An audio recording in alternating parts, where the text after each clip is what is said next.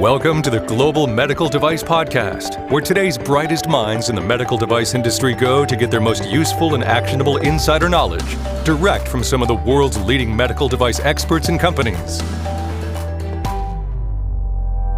Hey everyone, welcome back to the podcast. My name is Etienne Nichols. I'm the host of today's episode. In today's episode, I got to speak with Mike Drues. We looked at the FDA's Fiscal Year Report for 2022 inspections.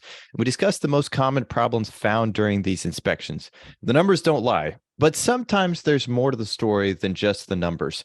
We covered a lot of ground and talked about things like some of the biggest mistakes companies make that result in Form 483 issuance, how companies should take this data and digest it into actionable advice, and then some ways medical device companies can inoculate themselves against the issues that have plagued our industry since the dawn of, well, maybe not the dawn of time, but at least the 90s, and much more. Mike Drues is the President of Vascular Sciences, where he works to educate the industry and offers help to bring your medical device to market in the most effective way possible. Mike is one of the most knowledgeable regulatory minds in the medical device industry. He knows where the gray areas of regulation are. It's one of my favorite things about Mike. He also has the heart of a teacher, and the passion that he has for the industry shows when he has these discussions. So we hope you enjoy this episode with Mike Drues on common problems found during an FDA inspection. Hey everyone, welcome back to the Global Medical Device Podcast. Today with us is Mike Drues, a voice you've heard on the podcast many times before, a familiar voice. Good to have you with us today, Mike. Thank you, as always, Eddie, and for the opportunity to have this discussion with you and your audience. We talked a little bit about today's topic. The title may change. We'll see how the conversation goes, but common problems found during FDA medical device inspections, particularly looking at 483s and whether or not the past is destined to repeat itself. I'm curious, looking over the last year, what are some of the common reasons why companies get in trouble during these FDA inspections? Yeah, great question, Eddie. And as always, thank you for the opportunity to have this discussion on this very important topic with you and your audience.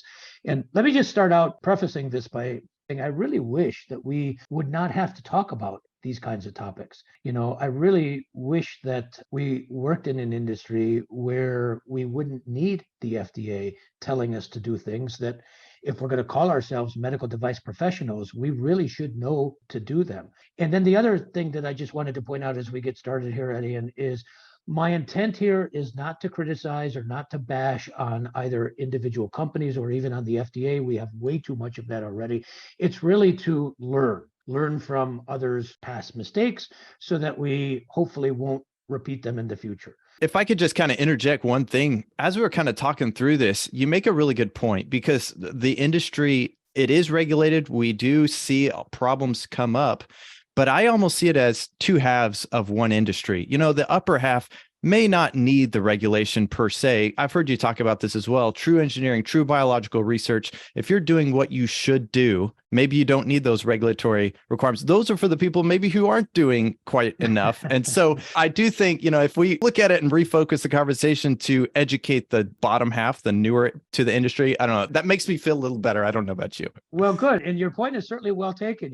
Some people might say, well, Mike, that might work in the ideal world, what Plato would call the ideal plane. But I will acknowledge I didn't just fall off the turnip truck yesterday. We don't live in that kind of a world. And for whatever reasons, either on purpose or because of lack of knowledge, people don't always do these things. So let's dig into it and let's talk about some of the most common reasons why companies get in trouble with FDA during inspections, specifically 483 observations or sometimes even warning letters. So the top three are CAPAs, design controls, and complaints. Those are the top three reasons why companies get either 483s or warning letters: CAPAs, design controls, and complaints. And in total, that represents about 35%, a little over 1/3 of all 483s are because of those three things: CAPAs, design controls, and complaints. And we'll dig into these further as we go. The next three in the top 10 list are purchasing controls, process validation, and medical device reports, or MDRs. So purchasing controls, process validation, and medical device reports, those three combined add up to about 20% of all 483 observations. And just rounding out the top 10 are non-conforming products, production and process controls, and acceptance activities, and finally, quality audits. So the top 10 that I just mentioned in total, those top 10 reasons represent 75% of all of the 483s that were issued in the last calendar year, 2022. That's sort of at the high level. Now we can dig a little deeper, Eddie, if you want to. Yeah. So it's interesting. CAPA design controls complaints. I looked through the FDA's website. I think since 2006, they've been putting out the Excel file, and you can just go and you can see all of those different things. CAPA is consistently at the top. And I know you've talked in the past about this, but what are your thoughts on not only why this might be, but how we can prevent this in the future? Well, so let's dig into CAPA in particular as our first topic of discussion. About 12% of all of the 483s are specifically related to CAPAs. And as you just pointed out, this is a trend that's been going on not just for months or years, but decades. And I hope, Eddie, and that you, as well as our audience, appreciates the irony, if not the hypocrisy of, CAPA, corrective action, preventative action, and yet we seem to do the same mistakes over and over. Einstein's definition of insanity, doing the same thing over and over and expecting different results. So CAPAs represent about 12% of 483. So let's dig into that a little bit deeper. So first of all, as our audience knows, CAPAs in general are the process that we try to use for correcting and, most importantly, preventing problems. And as I've talked about in earlier podcasts, I think that the whole approach to CAPA is backwards. We shouldn't call it a CAPA, we should call it a PACA.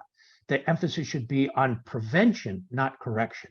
But that's a topic of a different discussion. So what are the most common reasons why companies get in trouble because of CAPAs? One example, a manufacturer either did not document their procedures or they did not adequately capture their CAPA activities. To me, that's such a fundamental problem. There's the adage in GMP training, if it wasn't documented, it didn't happen. Right. So that's one of the most common reasons why companies get in trouble on the CAPA side.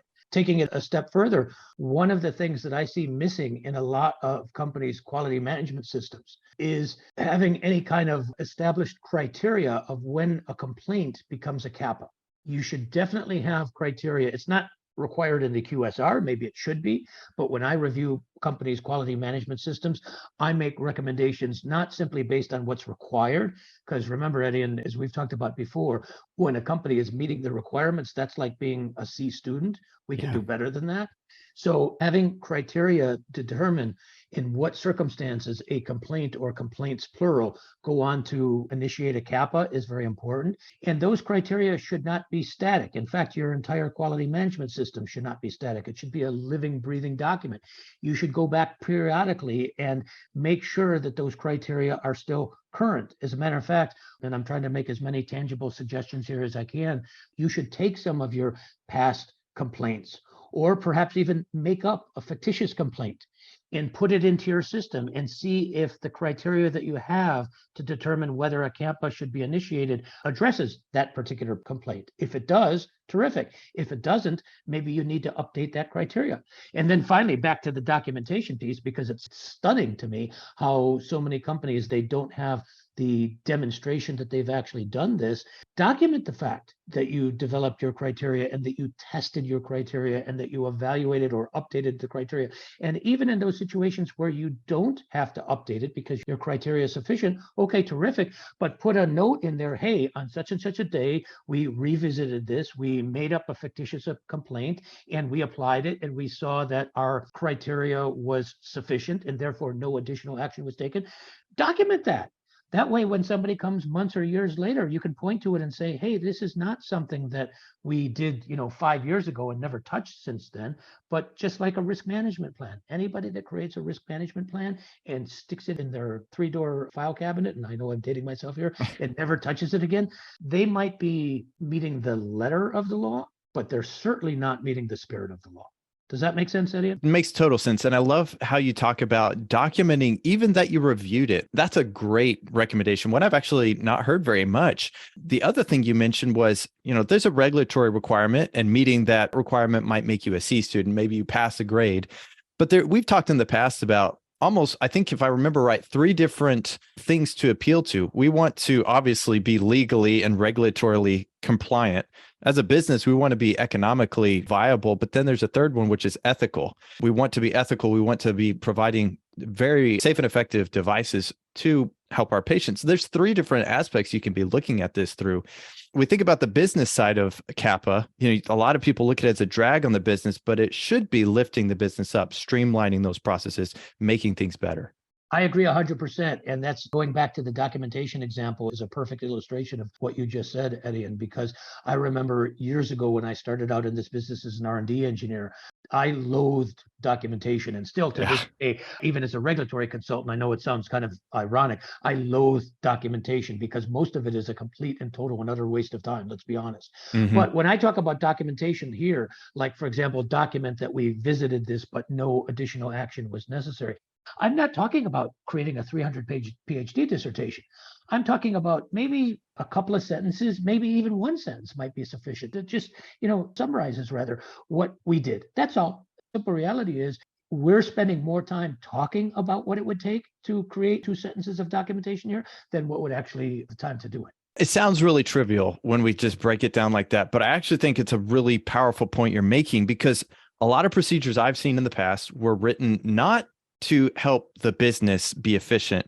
They were more written to impress. We have our flowery engineering speak, but perhaps or in some cases to cover your, what. There's that. Yes, absolutely. So early in my career, I worked in the FAA. Some people know this. I was in the aerospace. We were creating new materials for custom aircraft interior, and I was producing a report for my boss. It was one of my first jobs out of college. I turned around, handed him my report. He started flipping through it, and he turned around and gave it immediately back to me and said, "Etienne, I don't want any fluff in my reports." And I thought, well, what was I just? It was great.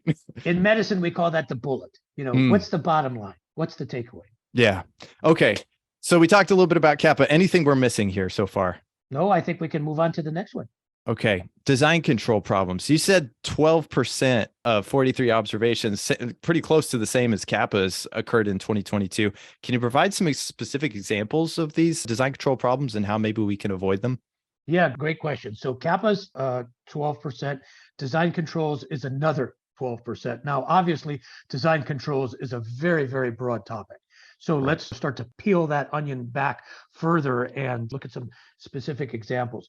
So to start, the most common source of a 483 observation under the category of design controls is under design validation.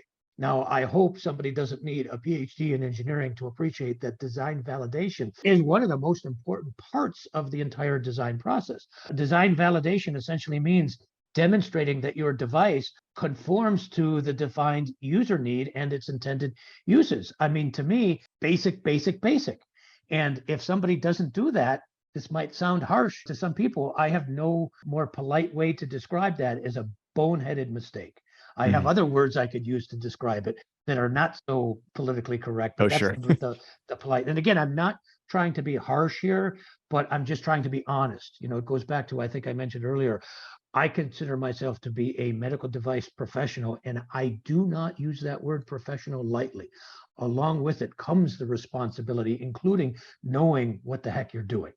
So the most frequent cause of 483s under the design controls, as I said, is design validation, and oftentimes, linking that to risk management.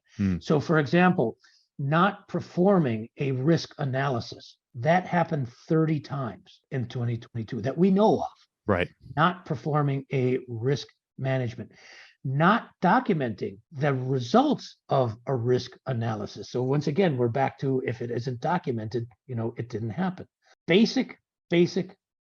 And don't just think from a regulatory or a quality perspective, Etienne. As you and some of your audience probably know, I spend some of my time working as an expert witness in medical device product liability cases. Just imagine if I, as an expert witness, if your company gets sued because a patient is injured using one of your devices, and I, as an expert witness, am able to point out that, oh, by the way, this company did not seem to do a risk analysis as part of the development and didn't periodically update that risk analysis through complaints and post-market surveillance and all that kind of stuff. I hope it doesn't take a JD from Harvard after your name to appreciate ka-ching, ka-ching, ka-ching. Other causes, other reasons why companies got 43 observations under that same category of design controls, specifically design validation.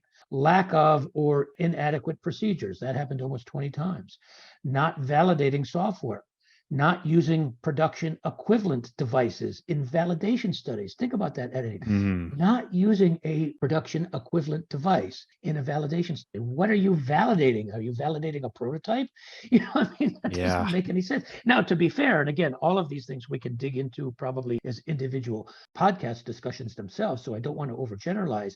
The design controls, one of the most basic tenets of your design controls is that you want to do your final V&V testing on your final device. But to that's be marketed. Not always yeah. Correct. But in other words, a production, representative model, but that's not always realistic and that's not always necessary. There are ways that you can get around it, but here are examples where FDA specifically pinged companies for not doing that. And I'm assuming that the reason why they got pinged is because they didn't have a justification for why they didn't use the production quality device, or maybe their justification was not sufficient. So I think it's important that we look beyond just these numbers, beyond these statistics, and start thinking about the causes. Just a few other quick examples of design validation problems. Not establishing acceptance criteria prior to the validation. So how do you do a validation if you don't know if you're going to pass or not because you haven't defined the criteria? And I'm not talking about just one-off kind of thing, or here's, one example of one company that's operating in somebody's garage or basement. I'm talking about multiple examples of the same problems throughout the industry. Not documenting the results in the design history file, the DHF. Okay, that doesn't bother me as much, but it's still a problem. And finally, not confirming that the device conforms to defined user needs and intended purposes. Isn't this the entire purpose of the design validation process? That happened multiple times, about a dozen times that one specific thing happened. So together, design validation and design controls account for about half of all the design control related citations in 483 observations. So once again, I want to illustrate that we're not talking about one-off kind of events here. We're talking about, for whatever reasons that I quite frankly cannot completely understand, these problems seem to be endemic throughout our industry. Yeah, we're talking about the risk management side. I was thinking about why would we have this problem with risk management? I think one of the things, I've seen this in multiple companies where you throw together some sort of risk management file for your design, and you go on and you move through the engineering, and you say, oh, we got to finish that risk management file. And you put a team on that, and it's a reverse engineered document. You look at your design and you reverse engineer the risk analysis so that it meets what you want. It's embarrassing to say that that's been the case, but I think that's part of the problem. The other problem is some of the ways we produce these risk documents, they don't inform the design because they don't have to inform the design. There's no mechanism to force that. And maybe this goes to one of the main issues that we see from the reference of Part 820.30, which is not establishing some of the procedures for some of these activities. I don't know. I think you're right, Eddie. And before we move on to the third of the top three most common reasons for 483s, I'll give you one or two very recent examples. Just in the news a week ago from when we did this podcast was an example of a company that got pinged by FDA for failure to verify that its washing procedure sufficiently removes foreign material from the manufacturing process. I mean, this might sound harsh to some people, but I'm sorry, if we're going to call ourselves professional, that should mean something. How does somebody get out of engineering school and work in this industry without knowing such a basic thing? And I would argue that if they don't know that, they have no business working in this industry. Failure to address, it's that same example, failure to address the residual sterilant levels. This is on a catheter after the catheter is washed and sterilized. So who knows, this is a catheter that's going into a patient, possibly into their cardiovascular system or their urinary system or their GI system. At the end of the day, it doesn't matter. It's going into the patient. Don't you think it might be a good idea to make sure that, we don't want to have a lot of gunk or other stuff on there that's going to get into the person? I mean, does it really take a PhD in engineering to appreciate that? So that was just last week that happened. So these are recurring problems, regrettably. So I think about, I know we have a third one that we need to get to, but I think about CAPA, design controls, and I was just thinking through some of these different reasons why this might be consistently an issue. And there's two things that come to my mind when I think of why this might have happened, because a lot of the reasons you go, again, is not establishing the documentation or not performing, whether it's risk analysis and connecting those things. One of them might be the laziness with documentation. You mentioned, I don't like documentation. I get that, and that makes sense.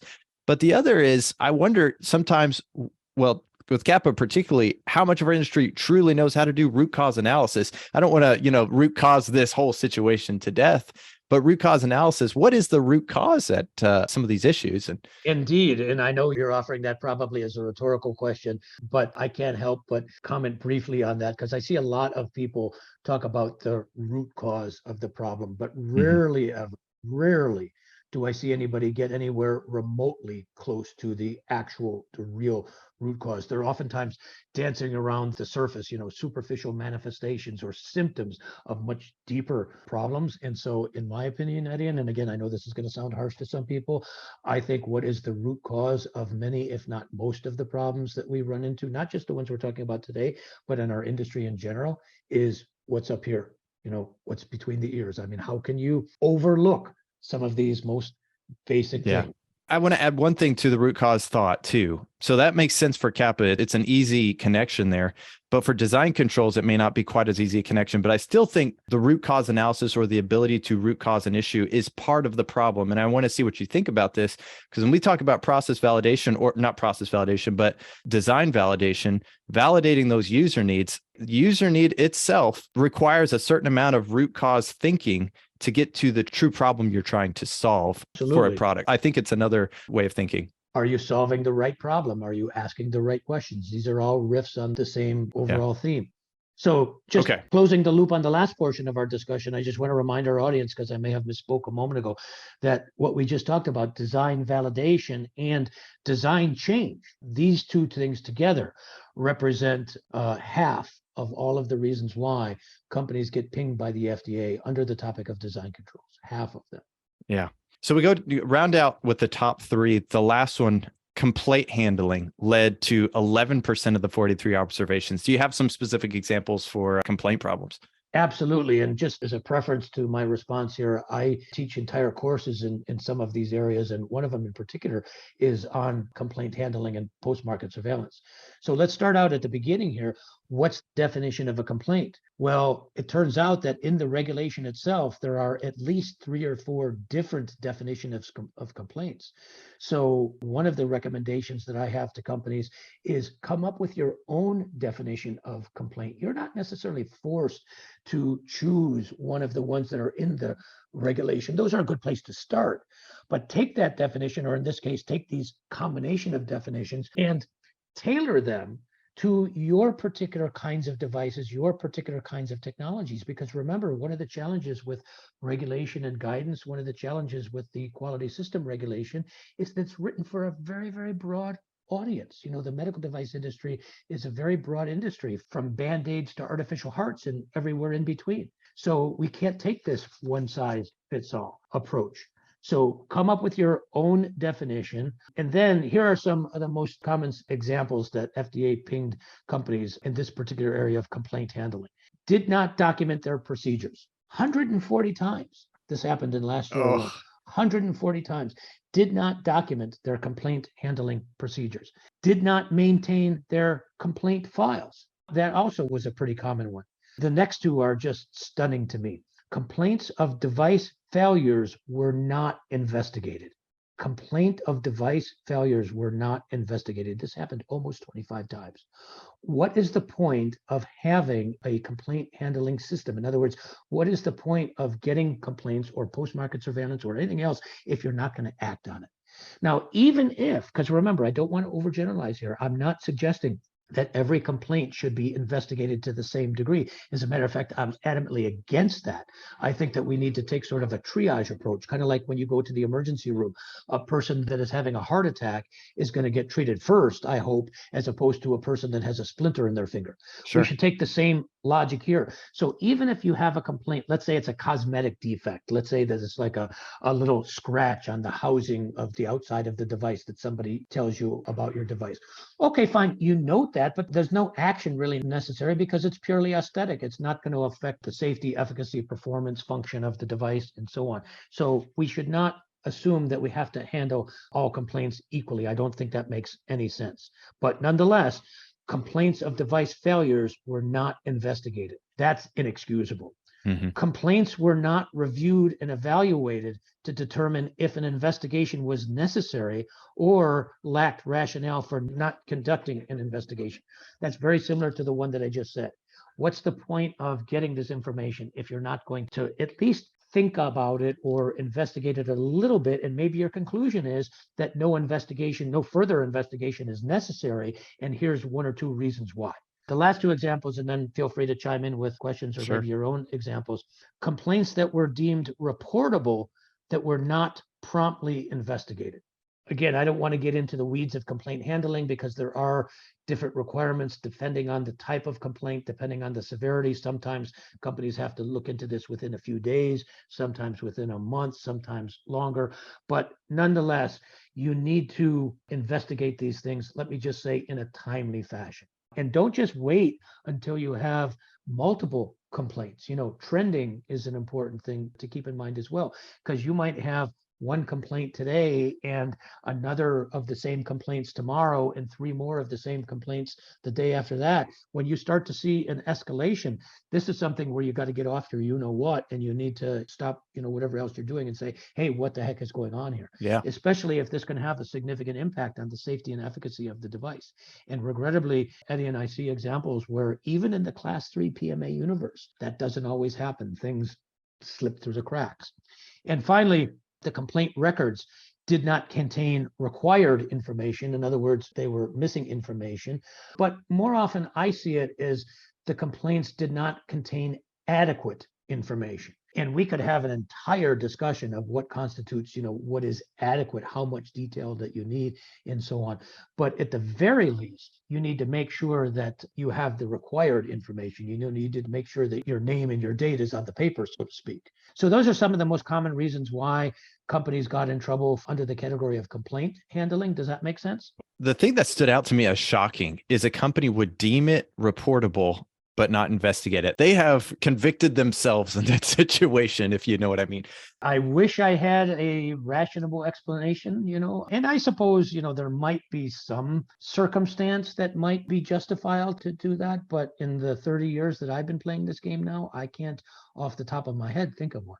And as you go through those, I still think about the root cause. And this may be me just jumping to an assumption here. So which is why I try to always be, surround myself with people smarter, why I love conversations with you. What could promote somebody or incentivize somebody to maybe be in charge of that complaint handling and get something in and not necessarily investigate it appropriately, whether it's, again, going to the root cause analysis, but maybe even upstream of that? I think about management responsibility and producing a culture of, we want to hear about problems. We want to know these things. We want to investigate those things. I wonder if sometimes that is part of the problem. Well, it's a good question. I would say two things. First of all, going back to what I said a moment ago, the root cause of many, if not most problems, in my opinion, the true root cause is what's up here, or perhaps in some cases, what's not up here. And let me be a little more specific what I mean by that. And this is another recurring theme that I've talked about over these many years of podcasts. And that is, so many people, they're focusing on following the regulation, ticking the boxes, not trying to understand what is the intent of this regulation. What is it that we're trying to accomplish? Why is it important here? I have discussions with my customers all the time because I want them to understand not just what the regulation says. I mean, anybody that's graduated elementary school that knows how to read, they can read the regulation, but more importantly, why is the regulation there? What is it intended to do? As a matter of fact, I just created a new slide for some of my presentations the other day. I came up with another of my regulatory litmus tests. If it makes sense, meaning the regulation, if the regulation makes sense, then we shouldn't need it because, quite frankly, we should all know that we should do it anyway. And if the regulation doesn't make sense, then we shouldn't have it. If it makes sense, we shouldn't need it. If it doesn't make sense, we shouldn't have it. I don't know, Eddie, and maybe in my old age, I'm getting a little naive or something, but I mean, does that make sense to you? It's interesting. There will always be that upper 50% or upper 10%. Maybe it's a 90-10 thing. I don't know. But how many people are listening to things like this who don't want to be better, or who are researching and looking at these statistics who don't want to be better? The ones who are perhaps committing the most problems, they may be the ones who aren't really interested in perfecting their practices. But it's a good point. That's really interesting. So, All right. talking about CAPA, design control, complaint handling, you've looked at this almost on a yearly basis, I think, for a few years now. What do you see as far as trending? What do you see as new here? Anything? Yeah, great question. And I'm glad you brought up that word I mentioned a moment ago in terms of trending, because when it comes to, for example, complaint handling, but other things, trending is very important. As a matter of fact, it's a regulatory requirement in a lot of the sections of the QSR. And yet we don't seem to do that for the kinds of things that we're talking about today. And specifically, what I mean by that is the short answer to your question of is anything that we're talking about today new? The short answer, regrettably, Etienne, is absolutely not. Absolutely not. In fact, the top three reasons that we talked about for the top three most common reasons for getting 483s, CAPAs, design controls, and complaints, they were the same top three reasons for the last 13 years. The same top three reasons, design controls, CAPAs, and complaints for the last 13 years. And over that same period of time, they always added up to approximately a third, plus or minus a couple percent maybe, but approximately a third of all 483s. And looking even a little bit longer period of time, the same pattern holds for the last 16 of the past 17 years. So these are not new things. Within the design controls and the design validation and design change, these are for years have been among the most commonly cited reasons of problems cited in 483s. I hate to say it, but we are the poster children for Einstein's definition of insanity, doing the same thing over and over and over and expecting a different result, following the letter of the law over and over and over without trying to understand the spirit of the law, what I call the regulatory logic, and expecting a different result. It's interesting. You've probably heard of the adage, practice makes perfect. Well, That's actually not true. Practice does not make perfect. Perfect practice makes perfect. We have gotten very good as an industry, because we've been practicing this for a long time, of making the same mistakes over and over and over. We've gotten very good at that. Yeah. So practice does not make perfect. Perfect practice makes perfect. Again, maybe I'm naive or maybe I'm being too harsh. As I said at the beginning, and I mean this sincerely, my intention is not to simply bash or play the blame game, but to try to use these as specific lessons to be learned. I hope through our discussions, not just today, but all of our podcast discussions, we're trying to do that. Absolutely. And when I look at this, you can look at it as the glass half empty, the glass half full, or as the engineer looks at it and asks the question, well, which way is it trending? And if I'm a medtech company looking at this, I look at this and say, okay, well, now I can compare myself and start doing my audits and comparing how is my company doing on these different things like this. Don't be like the college student who relies on the incompetence of their peers. Try to be in the top echelon and really work towards perfection in these areas. Absolutely. So maybe we should wrap this up with some final thoughts and some takeaways for our audience. Yeah, very quickly. What did we miss? I would like to hit just real quickly. When FDA finds these problems during the inspection, it's not the kiss of death. I don't know if we want to go there necessarily, but do you want to talk about that at all? I know we're almost out of time. Well, a little bit. I mean, so when FDA finds these problems, depending on the severity of the problem, they have a few choices. One is to issue what's called a 483 observation. Legally, you're not responsible for responding to, although most companies do. And in fact, the average number of citations in a particular 483 observation is about 3.5. Right now for the last calendar years. So roughly about 3 or 4 observations are typically in a 483. A little more severe than a 483 would be an actual warning letter. And a warning letter is something that the manufacturer is required to respond to. And then finally, the ultimate penalty, if you will, would be a consent decree. And that would be if the company is really doing things that are not good or that they shouldn't be doing and so on. So those are sort of at a high level, the options, and maybe a different discussion. If you want, we can go into those details more. But anyway, those are the options that FDA has. That's a great synopsis or a summary of that. One of the things that stood out to me, just kind of going back to high level again, looking at all of the top reasons in these different categories, whether it's design controls, CAPA, complaint, one of the things that I consistently saw is a lack of or inadequate procedures. And I just want to highlight one little thing about this, because sometimes, like you said, we want to write a procedure to check a box sometimes, But really that procedure should be to ensure a consistent, reproducible quality product. And so these things should be written in this way so that they could do that. As I've said before, we got to be careful about overgeneralizing. So not having a procedure, a lack of a procedure, that obviously a problem. Right. But most of the time, it's not having an adequate procedure, because now you get into the whole gray, very fuzzy area of what constitutes an adequate procedure. One of my friends who used to do GMP training and would teach people how to write an SOP, a standard operating procedure, he liked to use the example of, imagine you wanted to write an SOP for scrambling eggs. Right? We know how to scramble eggs for breakfast. One way to do it is you could write it in one line, cook some eggs in a pan, end of discussion. Another way you can do it is go on, for hundreds of thousands of pages. You can specify the genomic makeup of the chicken where the egg comes from. You can talk about what direction that you stir the eggs and at what RPMs and how much turbulence and shear and so on. So it's this whole nature of what constitutes an adequate description that I find to be very interesting. And that, again, is a topic of a different discussion. That's a great point. Let's go ahead and talk about today's takeaways. I know we're close to being out of time. CAPA, design controls, complaints, the top 3 483s. It's nothing new. One of the things that I took away was don't be a C student as a medical device company. There are better things to aspire to. But what are some of the takeaways you would advise our listeners today? Yeah, if you had to have surgery, would you want it to be done by a C-rated surgeon? No. Although speaking from somebody who used to teach medical school, that's a little scary thought. You know what they call the person that graduates last in their class in medical school? A doctor. A doctor. But the same can be said for engineers and attorneys and, dare I say it, regulatory professionals. So anyway, more seriously, to wrap things up, so I think we talked about a lot of good stuff today. In terms of audits, one thing that companies should be aware of, we've had through COVID, there's been fewer audits and certainly fewer on-site inspections than there has been in the past. But now that's all coming back to normal. So don't feel that, well, if you haven't heard from the FDA for the last couple of years, that's going to likely continue, because they are now catching up. But more importantly, in terms of the substance, remember a couple of the key things that we talked about in terms of CAPA. First of all, why is the emphasis on the CA as opposed to the PA? Maybe we should call this a PACA as opposed to a CAPA. Think about what you talked about earlier, root cause, and try to ask yourself, what is the real reason why this regulation is in place?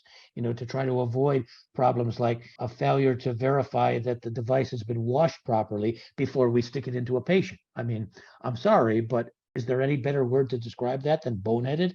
I just don't get it.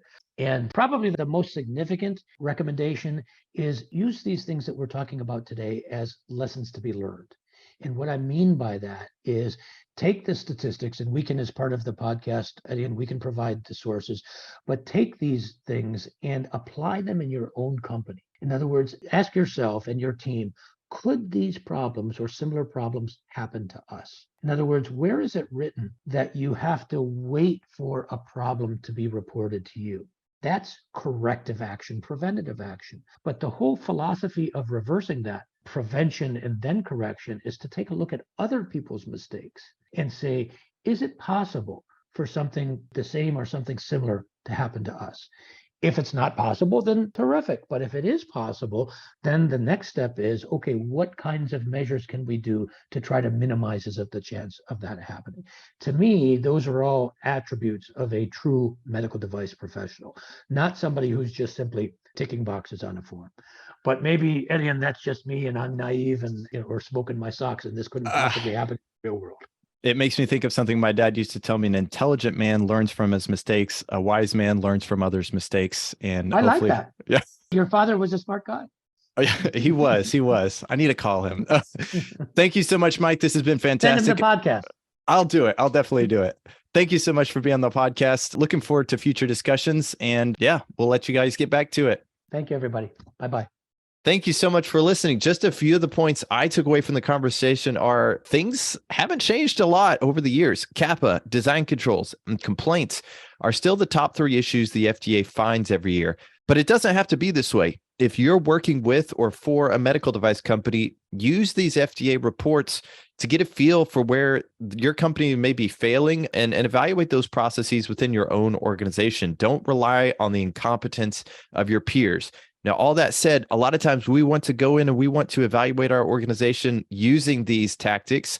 internally, in our own mind, we think, okay, I know I need to check off these different things. Use this data as well to show the rest of your organization, this is why it's important. These companies typically get these 483s. We don't want to be one of those companies that is making these same problems. Again, also, one of the possible culprits behind these numbers is the lack of knowledge in the industry around root cause analysis. Make sure your team knows how to think divergently and has a good set of tools that they're familiar with for using root cause analysis thinking. If you enjoyed this episode, please reach out to Mike Drues on LinkedIn and let him know. Also, I'd personally love to hear from you via email, etienne.nichols@greenlight.guru, or look me up on LinkedIn.